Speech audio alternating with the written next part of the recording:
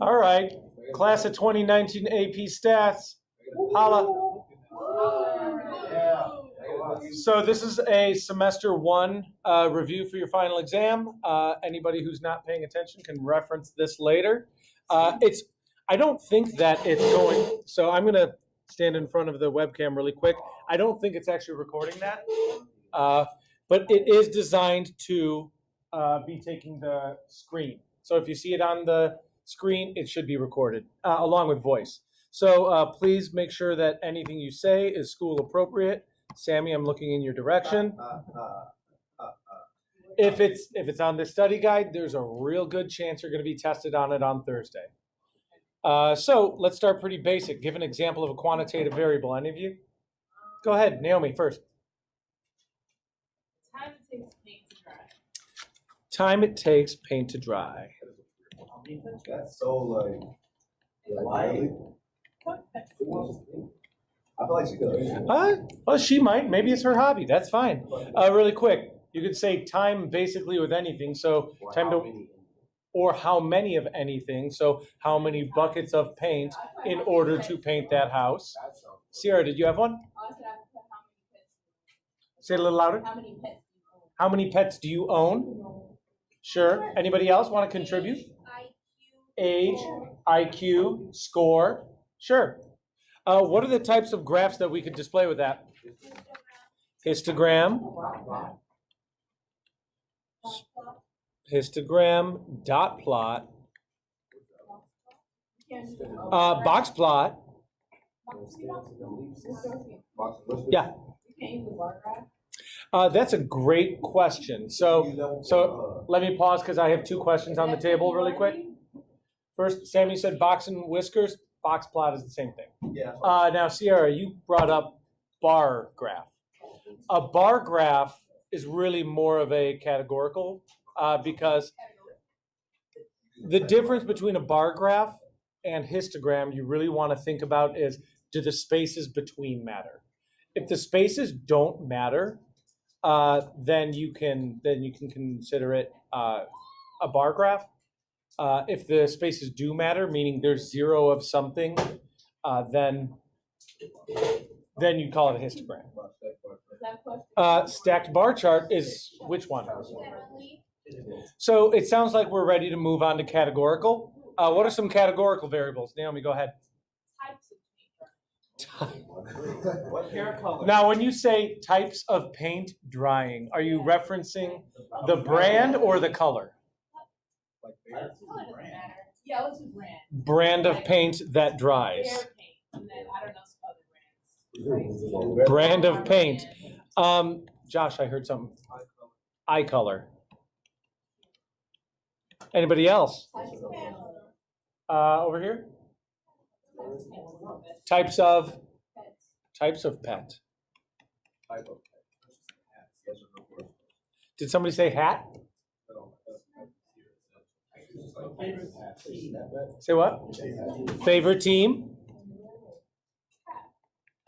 Obviously, today it should all be the Bears. Because the Bears destroyed the Packers and won the NFC North.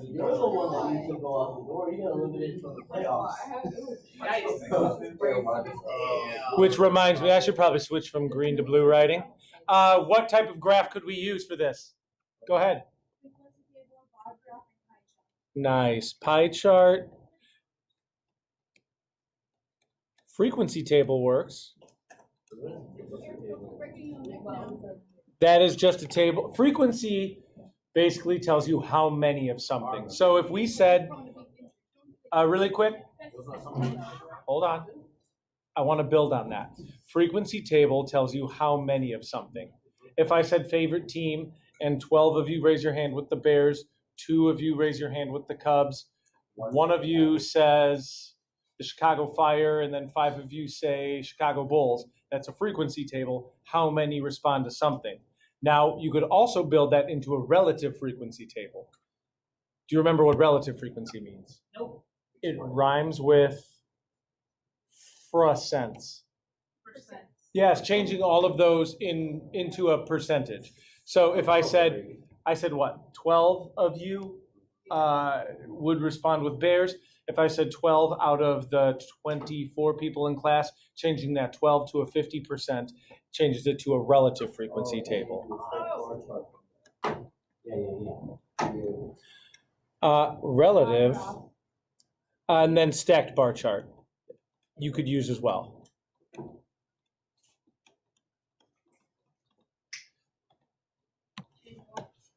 I had a spelling error. I just had to change really quick. I'm saying, Thanks for keeping that quiet. All right. Looking at 2, label each of these variables as likely skewed right, likely skewed left, mostly normal, or uniform. Stevie, tell me what it would be for scores on an easy test. Skewed left. Why do you say that? Right. You would have the tail in the low scores. That's a pretty good one, but you'd probably say most of them are to the right. Yeah. Weights of turkeys in a freezer the week before Thanksgiving. Why do you say uniform? Do you think they're mostly killed at a certain weight? Yeah. Does anybody think something else? I thought it could be skewed left again because, during Thanksgiving you want a bigger turkey. Sure, you'd want a lot of bigger turkeys. There would be, everybody is correct in saying that you think that most of them are going to be the same. Yeah. However, when I hear uniform, remember that means everything is mostly the same. So that's saying there's about the same amount of 5-pound turkeys. So this is uniform. Do we really think that there's as many 5-pound turkeys as 15? Probably not. So remember what we think about uniform. And I did hear the answer I kind of wanted to hear. Mostly normal, where a lot of them are going to be the same. A lot of them are going to be the same. So almost 70% are pretty much within one range, but we are going to have some heavier turkeys and some lighter turkeys. So mostly normal was the answer that I think. Also, just an AP tip. A lot of the time, things like height and weight are ones that are going to be normally distributed, unless you say like heights of Football. both genders in a choir was an example. You would think that it would not be mostly normal because an average male versus an average female might act differently. All right, C, all the jersey numbers of members of the football team. That one's probably uniform because you would think that just about one per each.